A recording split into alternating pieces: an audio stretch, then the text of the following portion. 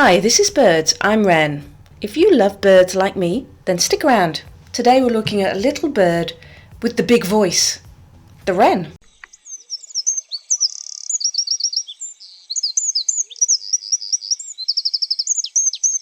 Wrens exist across much of the world. The species change from place to place, but certain things stay consistent.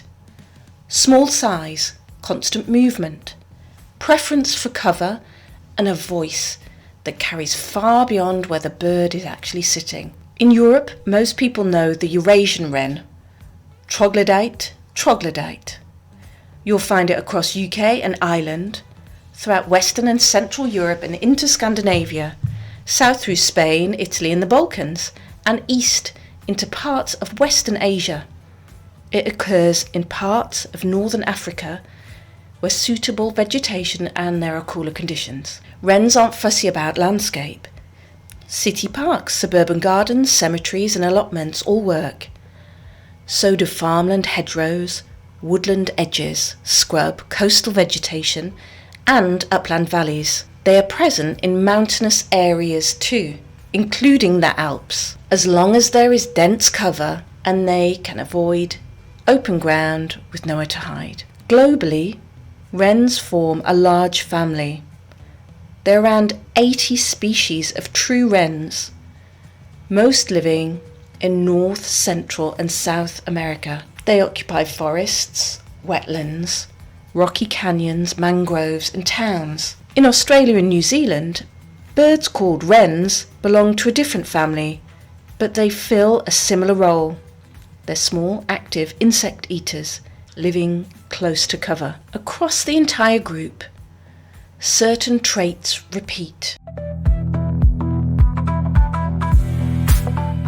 The Eurasian wren weighs around 10 grams. The body is compact and rounded, brown overall, with fine dark barrings across the wings, flanks and tail. The bill is thin and pointed, suited to picking insects from tight spaces, and the tail is short and often held upright, which is one of the quickest ways to spot a wren moving through cover. They stay low. Wrens move through hedges, bramble, ivy and wood piles, stone walls and fallen branches. They don't sit still for long, and they don't perch high.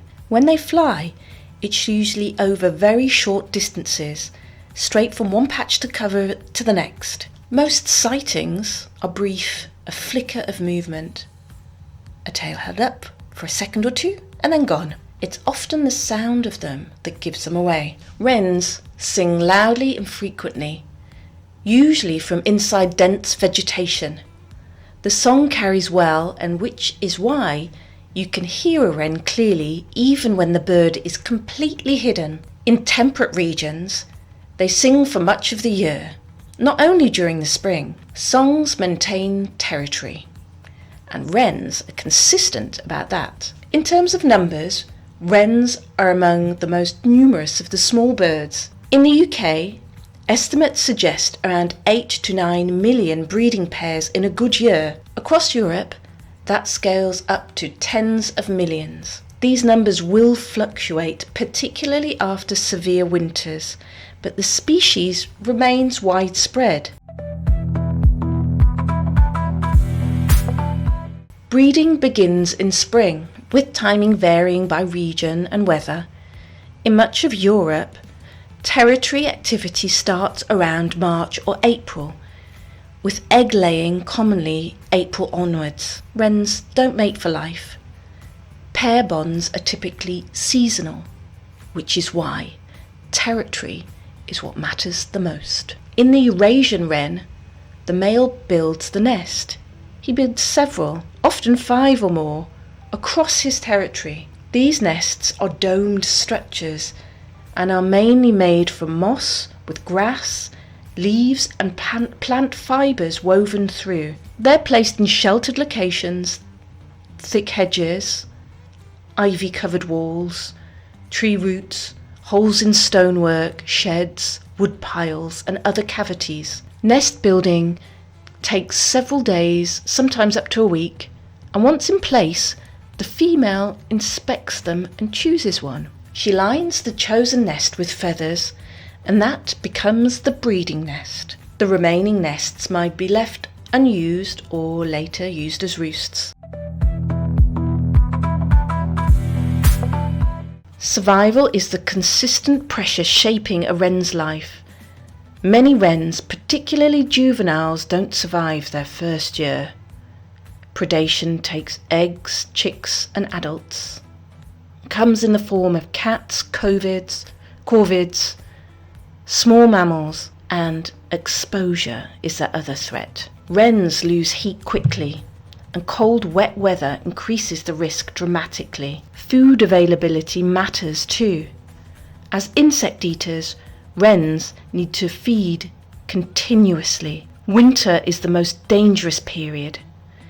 Wrens are largely resident birds. They don't migrate long distances, which means they experience weather conditions where they are. To cope, they forage throughout the day, taking spiders, beetles, and larvae in the form from leaf litter, bark, moss and crevices. They rely heavily on shelter, dense vegetation, ivy, log piles and sheds, wherever they can reduce the wind and cold. In very cold conditions, wrens may roost communally. Several birds will squeeze into a tight, sheltered space, sharing body heat through the night. This behaviour has been recorded across different wren species and significantly improves survival during cold spells. Wrens that make it through their first year typically live 2 to 3 years, with some individuals living longer. Populations drop sharply after a harsh winter,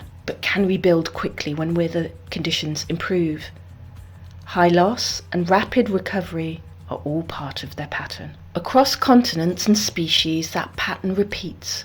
Small active birds living close to cover, constant movement, high risk and strong persistence. By early spring, when territories are being claimed again, wrens are back in voice, wherever in the world you happen to be listening. Once a nest has been chosen and lined, egg laying begins. Eurasian wrens typically lay 5 to 7 eggs, though clutches can be slightly smaller or larger depending on the conditions. The eggs are small and white and are usually speckled with a fine reddish brown marking, often more concentrated and broader at the edge. Egg laying usually happens on consecutive days, and once a clutch is complete, incubation begins. The female incubates alone for around 14 days. During this time, she leaves the nest periodically to feed, but much of her time is spent sitting tightly,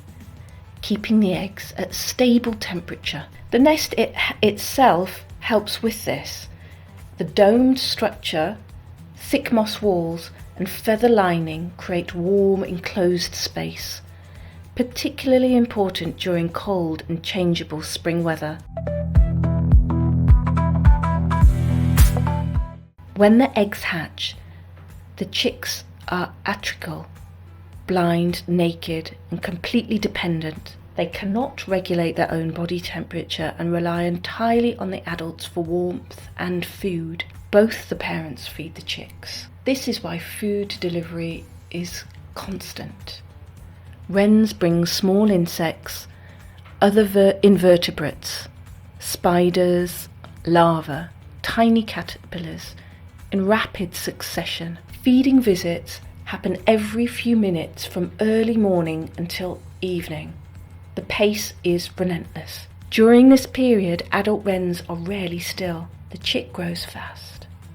Within a few days, the chicks begin to develop down, followed by their first feathers. Eyes open after about a week.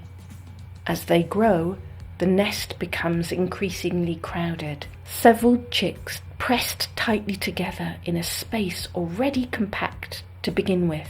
This stage is risky. Nests are vulnerable to predation from birds, mammals and snakes. Weather can be a problem too. Prolonged cold and wet conditions increase energy demands in both adults and chicks. If food becomes scarce or adults are lost, an entire brood can fail quickly. Under normal conditions, chicks remain in the nest for around 15 to 17 days. When they leave, they do so suddenly. Fledgling in wrens isn't a gradual process. One day the nest is full, the next it's empty. Fledglings leave before they can fly well. They're small, short-tailed and often look rounder and fluffier than adults. Their movement is clumsy at first, hopping and scrambling, fluttering, rather than flying, staying close to cover and close to where they hatched. At this stage, they're still dependent on the adults. Parents continue to feed fledglings for 1 to 2 weeks after they leave the nest. During this time, young wrens learn where to find food, how to move through vegetation, and how to stay hidden. This is also when people notice young wrens appearing in gardens and hedges, sometimes surprisingly tame, as they learn to navigate human spaces. Mortality rate is highest during this phase. Young wrens are inexperienced and vulnerable to predators. They're still learning to forage efficiently. Bad weather can be fatal, especially immediately after fledgling. Many birds are lost before they become fully independent. If conditions are good, wrens may attempt a second brood later in the season. This typically happens late spring or early summer. Not all pairs manage it. Success depends heavily on food availability and adult condition. Second broods contribute significantly to population recovery, particularly after mild winters. Even so, losses remain high. Wrens compensate not through long lifespan, but by producing enough young that some will survive. By late summer, surviving juveniles begin to disperse. Dispersal is usually local. Young wrens move away from their natal territory, often settling in nearby hedges, gardens, or patches of scrub. This is where they establish their own ranges. Some remain close to where they were born, others move further, particularly if habitat is crowded. As autumn approaches, behaviour shifts again. Territorial aggression eases. Songs become less frequent. The focus turns to survival. Juveniles must feed efficiently on their own, build fat reserves, and learn where it's safest to shelter before winter arrives. Their first winter is the most difficult period a wren will face. Many don't survive. Those that do enter next spring as adults, ready to claim territory, build nests, and begin the cycle again. Once breeding season is over and young birds have dispersed, adult wrens settle into a different rhythm. Territories become less rigid, songs drop off, though it never entirely disappears. The focus shifts to survival, particularly as daylight shortens and temperatures fall. Wrens are active all year round, even outside the breeding season. They spend much of the day moving through cover, foraging continuously. Their diet remains largely insect-based. Spiders, beetles, larvae, and other invertebrates picked up from leaf litter, bark, moss and crevices. In colder months, this work becomes harder. Insects are less available, and foraging efficiently matters. Cold is their biggest challenge now. Wrens are small. Small birds lose their heat quickly. A single freezing night is manageable, but several cold nights in a row are not. When temperatures remain below freezing, energy demands rise sharply. Wrens have to eat during the day to survive the night, and if weather limits access to food, losses increase fast. This is where shelter becomes critical. Dense vegetation reduces wind exposure. Ivy, bramble, hedges, log piles, sheds, and stone walls all provide protection. These micro-habitats creates slightly warmer, more stable conditions and can mean the difference between survival and death. In very cold weather, wrens will roost together, multiple birds squeezed into a single sheltered space, sharing body heat through the night. This behaviour is recorded across different wren species and is most common during prolonged cold spells. It's simple, effective, and risky. Disturbance at the wrong moment can be fatal, but it works. Winter survival strongly influences population size. After mild winters, wren numbers increase. After harsh winters, they drop sharply. Historically, records across Europe show dramatic declines following severe cold spells, sometimes wiping out large proportions of local populations. What's equally striking is how quickly wrens recover when conditions improve. 1 or 2 good breeding seasons can rebuild numbers rapidly. Globally, the same pattern appears in different forms. In North America, species like the house wren and the Carolina wren respond strongly to winter severity and habitat availability. In warmer regions, seasonal pressures may come from drought rather than cold, but underlying dynamic is similar. Small birds with a high turnover, dependent on shelter and food at the right moments. Despite this vulnerability, wrens are not declining overall. The Eurasian wren remains widespread across Europe. Long-term monitoring shows fluctuations rather than sustained downward trends. Their ability to live close to people plays a major role. Wrens make extensive use of human-altered landscapes.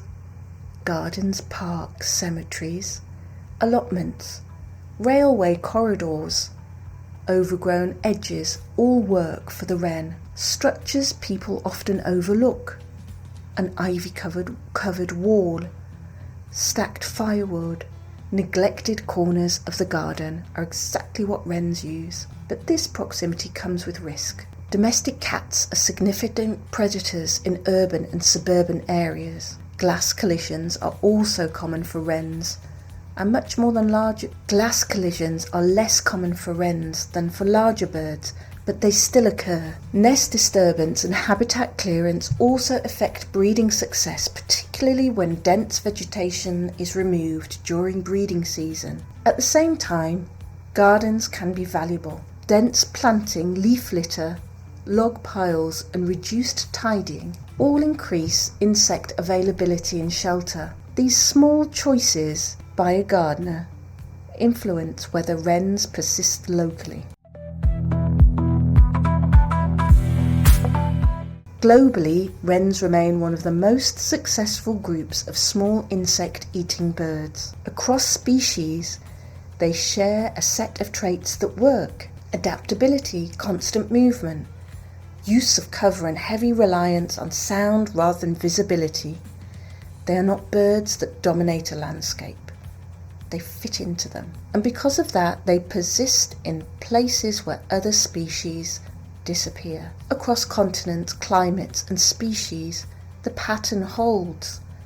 Small birds living close to cover, high risk, high turnover, and strong recovery when conditions allow. If you listen carefully, wrens tell you a lot about the landscape they live in. Dense cover, insects present, shelter nearby. When wrens vanish from a place, it's often because those things have also gone. And when they return, it's because the structure of the play in place has brought them back. By late winter, the cycle begins again. Songs increase, territories reform, nests are built. Another generation starts its brief and busy life. Whether you're hearing a wren in a European hedgerow, a canyon wren calling across the rock faces, or a house wren chattering from a fence line, the shape of the story is familiar. A small bird, a big presence, and constant work.